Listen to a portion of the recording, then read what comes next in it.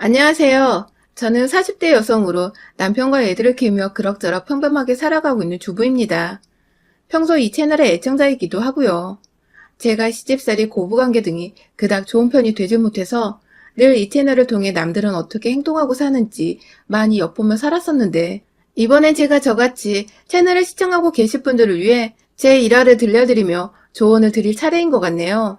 저는 정말 하나도 모난 거 없이, 부족한 거 없이 어릴 적부터 좋은 부모님과 좋은 환경에서 자랐습니다. 저희 부모님 두 분 모두 지금의 저와 남편처럼 그냥 평범한 회사를 다니는 직장인이었고 주부였는데, 서울에서 나고 자란 저희 할아버지가 사셨던 땅이 금싸라기가 되며 땅값으로 돈을 많이 벌었고, 그 돈을 다 6자식에게 나눠주셨는데도 한 사람당 받게 된 유산이 제법 많아서 고모들과 아빠 그리고 삼촌들까지 모두 부유하게 살 수 있었죠. 다들 할아버지 따라서 땅을 사거나 임대업에 눈을 돌려보겠다고 하던 일도 그만둔 채 뛰어들 동안 저희 아버지는 그냥 잘하는 게 회사에서 일하는 것뿐이라며 끝까지 하시던 일을 그만두지 않으셨고, 돈은 모조리 살림을 책임지는 저희 어머니께 맡겼어요. 그런데 이 무슨 럭키한 일인지 아버지는 아버지대로 성실하게 다니던 회사에서 일이 잘 풀려 승진도 잘하셨고, 그런 남편을 보며 내조할 맛이 나는지 어머님도 어머님대로 있던 돈으로 작은 주택부터 시작해 사고 파는 임대업에 고모 따라 뛰어드셔서는 돈을 많이도 저축할 수 있었죠. 원래부터 부유했던 편이었는데 덩달아 더 친척들까지 다 경제적인 여유가 생기는 바람에 저의 돈에 대한 개념은 정말 안드로메다로 향해버렸죠. 그냥 아끼지 않아도 척척 더 쓰라고 돈을 내어주시는 부모님이 계셨기 때문에 돈에 대한 걱정을 따로 해본 적이 없었던 것 같아요. 다행인 건 부모님이 망나니처럼 살다가 재산을 상속받은 것도 아니었고, 모두가 제자리에서 제 역할을 열심히 하시면서 자연스레 재산을 모으셨던 것이어서 그런지 다행히 전 돈에 대한 개념만 없을 뿐 제 일은 무조건 열심히 해야 하는 거라는 배움을 얻었죠. 자기 일에 최선을 다하고 열심히 살다 보면 가진 돈을 누릴 자격이 더 있다는 생각을 하곤 했어요. 그런데 이 제 사상이 좀 이상한 방향으로 가닥을 잡았어요. 제 꿈이 현모양처였거든요. 그 당시에는 왜 그렇게 생각했는지 모르겠지만 전 좋은 남편감을 열심히 찾아서 결혼을 하고 열심히 내조하는 게 제가 제 일에 최선을 다하고 잘 사는 것이라고 생각을 했어요. 내조를 잘하는 현모양처라면 어머니처럼 돈을 쓰고 굴리는 자격을 누릴 수 있지 않을까 싶었던 것이죠. 그리고 이러한 제 꿈은 대학에 가서야 조금씩 실행이 되었습니다. 꿈이 현모양처니 하고 싶은 공부나 직업이 딱히 없었고, 그래서 고민 없이 가장 안정적으로 입학이 가능했던 대학의 과를 선택했어요. 그렇게 입학을 하고 나서 지금의 남편을 처음 만났죠. 남편은 저보다 3살 위에 같은 학과 선배였습니다. 군대를 갔다 막 돌아온 소위 말해 촌티가 팍팍 나는 복학생이었죠. 여중 여고를 나오며 남자들과 한 공간에서 수업을 들어본 적이 까마득 했었던 저는 대학 생활이 그저 신기하고 다 재밌었어요. 명문대까지는 아니더라도 나름 괜찮은 대학이었기 때문에 여기서 그냥 남편 될 사람 하나를 골라서 평생을 현모양처로 살면 되겠다 싶었죠. 그중 남편은 제가 가장 먼저 찜해놓았던 남자였어요. 그 당시 남편도 겨우 20대 중반이었는데 과묵하고 진중하고 또 매사에 성실한 모습이 갓 20살이 되었던 제 눈에는 그저 어른스럽고 또 존경스럽기만 했죠. 공부도 어찌나 잘하던지 매번 꽈탑을 유지하고 친구들 사이에서도 평판도 좋은데 그 사이에서 나서는 건 싫다며 또래들처럼 왁자지껄 떠들거나 잘 웃지도 않았던 남편은 늘 제게 미스테리한 존재였어요. 소위 말해서 시크하다고 표현을 하잖아요. 우리 남편이 딱 촌스러운 듯 시크한 정체를 알 수 없는 그런 남자의 표본이었답니다.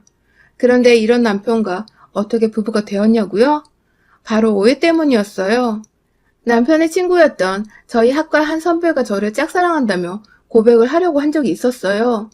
혼자 꽃다발의 케이크인지 뭐였는지 지금까지도 알 수 없는 작은 상자 하나를 들고서는 학교에 왔는데 저와 만나기로 한 장소에서 잠깐 그걸 저희 남편한테 맡겼었나 보더라고요. 전 그것도 모른 채 그 장소에 나갔다가 남편이 저한테 고백을 하려고 친구를 통해 절 부른 건가 싶어서 옳다구나 하고 남편에게 사귀겠다고 무턱대고 고백을 먼저 해버렸고요. 지금 생각하면 아주 창피하고 아찔거리고 오글거려 죽겠는데 당시엔 정말 평소에 눈여겨보던 사람이 날 좋아하고 있었구나 하는 생각에 제정신이 아니었답니다. 뒤늦게야 저에게 고백을 하랬던 선배가 나타나 다 정정을 했지만 제 마음은 이미 선배가 저를 좋아하는 게 아니었던 실망감으로 먹구름이 가득 껴있었고 어찌저찌 불편한 기색을 내비치며 학교를 다니다가 그런 제가 신경이 쓰였는지 먼저 다가오진 남편과 술 몇 잔을 마시면서 사귀게 되었어요. 남편은 친구들에게 친구가 좋아하는 여자를 뺏어갔다는 소리를 들으며 졸지에 총만 받고 평판 줬던 인간에서 쓰레기보다 못한 인간으로 전락해버렸지만 크게 개의치 않는 눈치였어요. 그때 알았죠. 남편도 절 처음부터 좋아하고 있었다는 것을요. 그렇게 저희는 친하게 지내는 대학 친구들이나 선후배 하나 없이 외로운 커플로 지내다가 남편은 먼저 졸업을 해서 취업을 했고 저는 혼자 학교를 다니기 힘들다며 무턱대고 휴학을 하고서는 잠깐 어학연수를 다녀왔다가 다시 복학하고 졸업을 했어요. 졸업한 이듬해 꿈에 그리던 현모양처가 되고자 장거리 연애까지 무사히 견뎌낸 내 남편과 결혼식을 올렸고요. 모든 게 참 순조롭고 또 재미있게 흘러갔습니다. 좋아하는 사람과 함께 살면서 그 사람의 뒷바라지를 해준다는 건 힘든 것도 있겠지만 전 사실 너무 재밌었어요.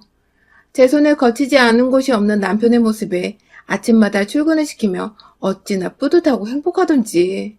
그렇게 신혼생활만큼 평생토록 우리 결혼은 늘 행복으로 가득 차 있을 것만 같았죠. 하지만 제가 너무 어렸던 나머지 간과했던 것이 있었습니다. 바로 시댁이었죠. 대학을 다닐 때야 너무 어렸던지라 남편과 서로의 부모님을 만나고 인사를 드린다는 생각 자체를 하지 못했어요. 챙겨야 할 의무도 못 느꼈었고요.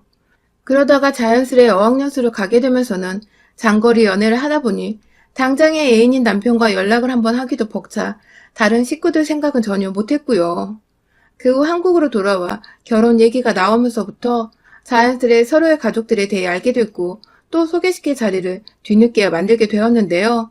당시 시어머님은 제가 남편과 오랫동안 연애를 해왔는데도 이제야 인사를 하러 왔다며 조금 뼈류통에 계셨답니다. 전 말씀을 안 하시길래 식사하는 내내 그걸 모르고 있다가 뒤늦게 남편이 계산을 하러 혼자 나간 사이 뒤에서 절 붙잡고 말씀해 주셔서 알았네요.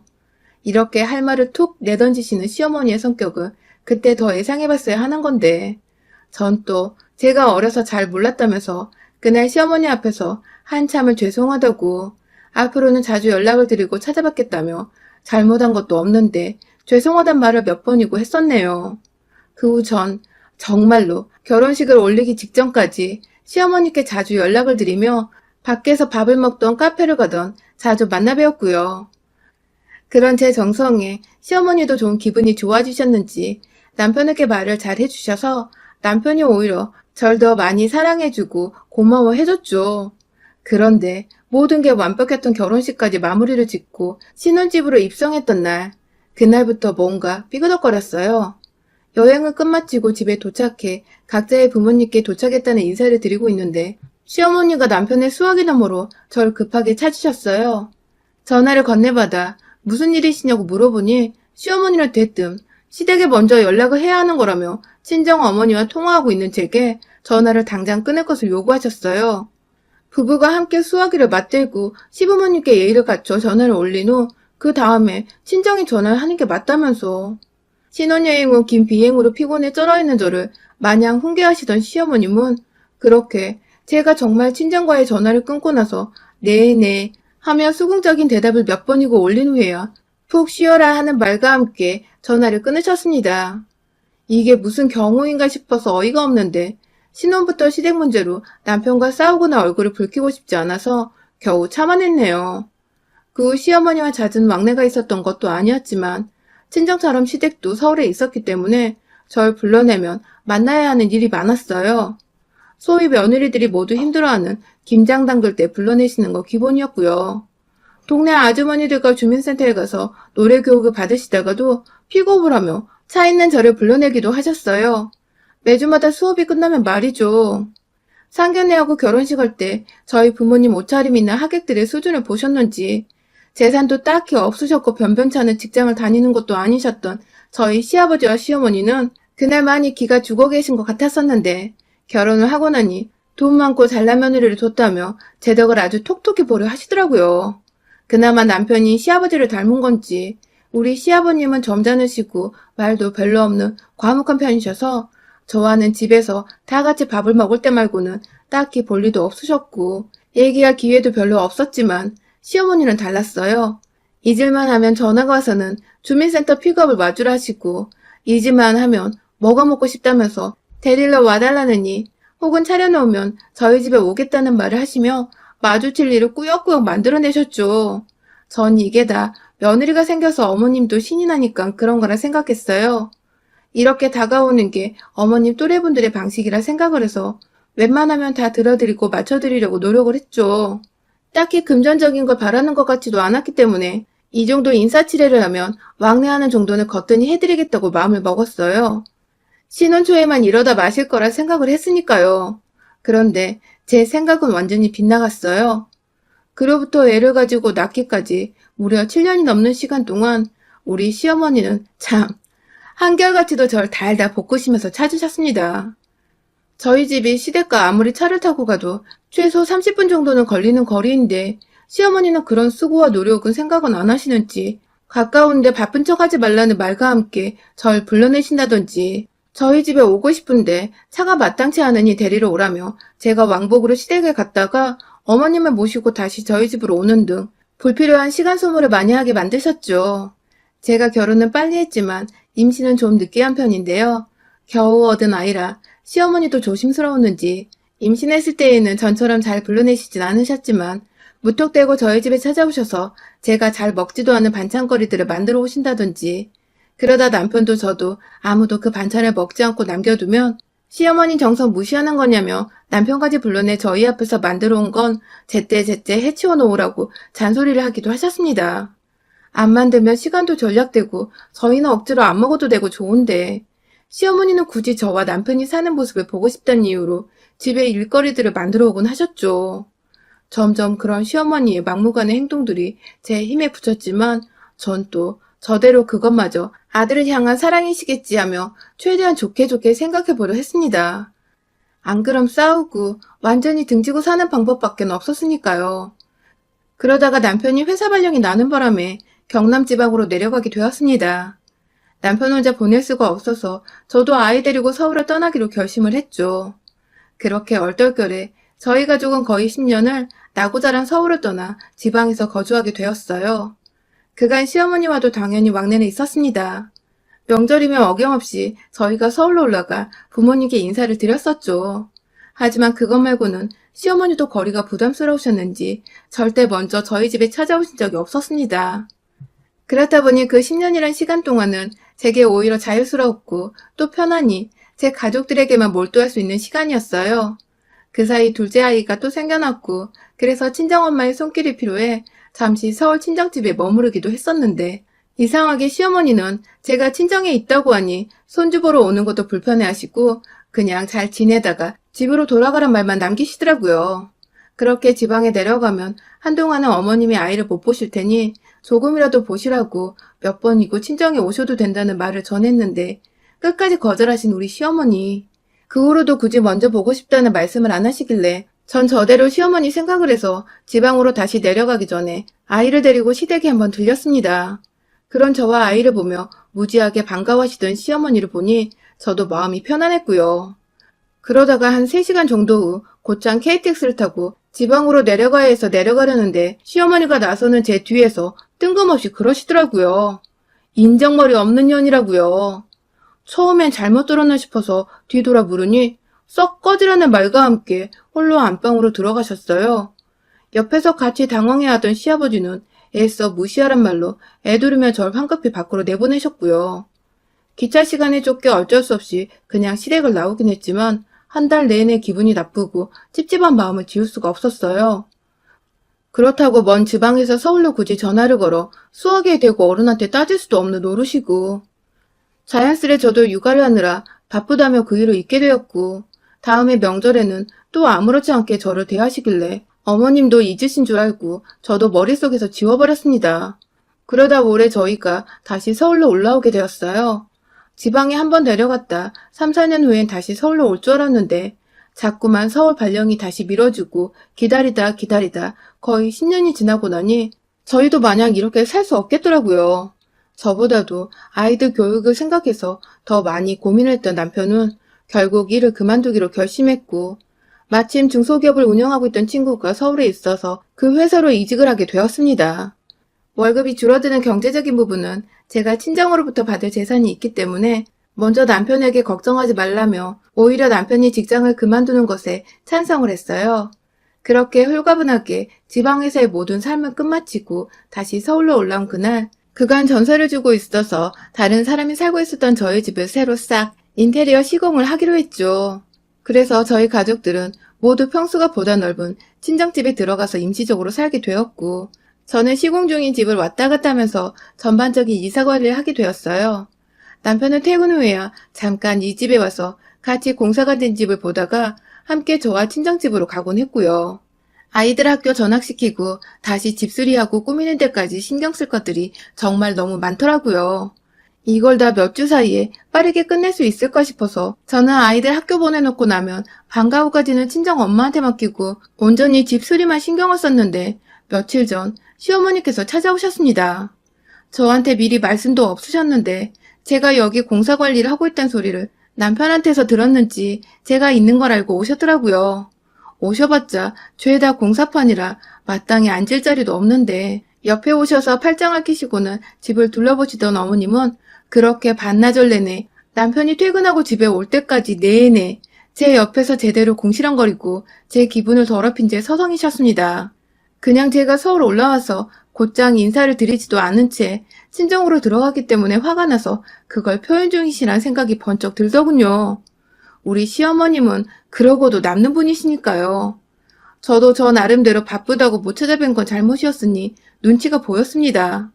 제 딴에는 남편이 친정에서 눈치 보며 살지 않을까 싶어 하루라도 빨리 이 집으로 들어오고자 공사에만 집중을 했던 것인데 시어머니 입장에서는 섭섭하실 수 있었으니까요.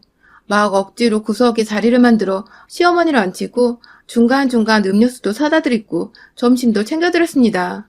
하지만 시어머니는 처음에 가만히 계시더니 점점 제가 잘해드리고 비율을 맞춰드리려 하자 그게 또 익숙해진 건지 말이 많아지셨어요.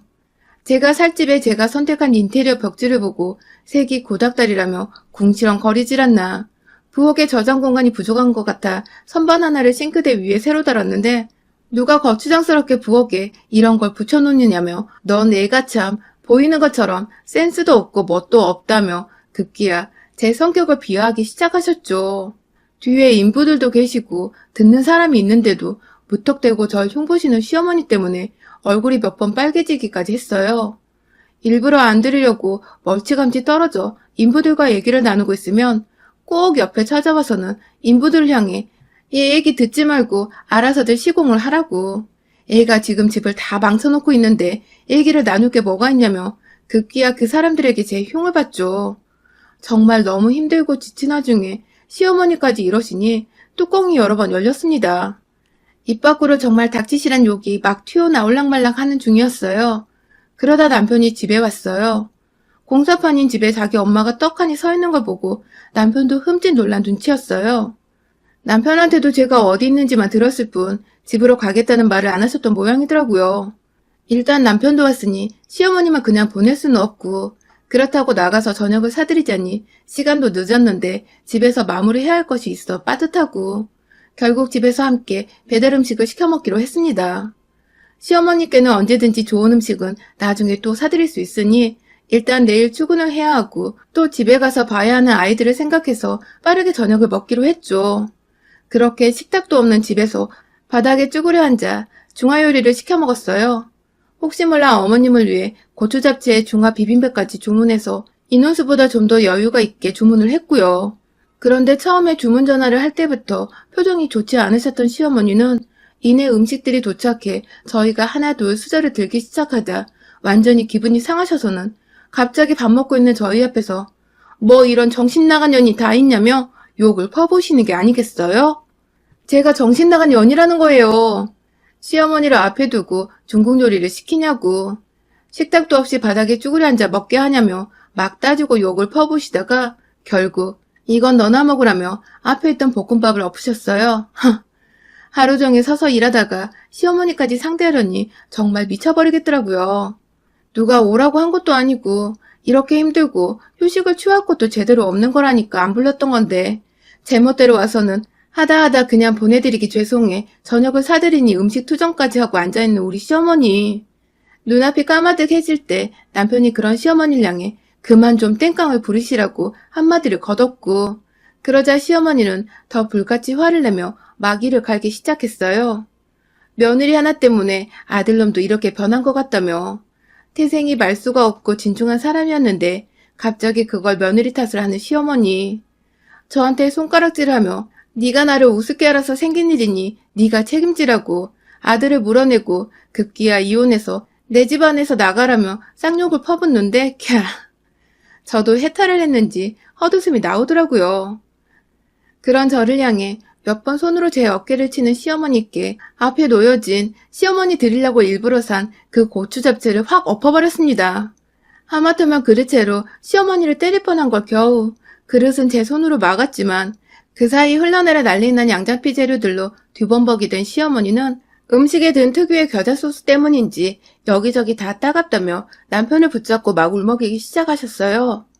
이 상황에 그저 놀란 남편은 입을 떡하니 벌린 채 충격을 받은 표정으로 입에 자장면을 문 채 앉아있었고 전 그런 시어머니를 일으켜 세워 화장실로 들어가서는 샤워 수화기를 대고 시어머니한테 또 한 번 확 뿌려버렸답니다. 어머니, 겨자소스 식히는 중이니 참으세요? 하면서 확 물세례를 퍼부으니 이걸 싫다 할 수도 없고 그렇다고 겨자소스를 그대로 묻힌 채 있을 수도 없던 시어머니는 가만히 얌전한 강아지 마냥 서서 제 손에 몸을 의지하고 계시더군요.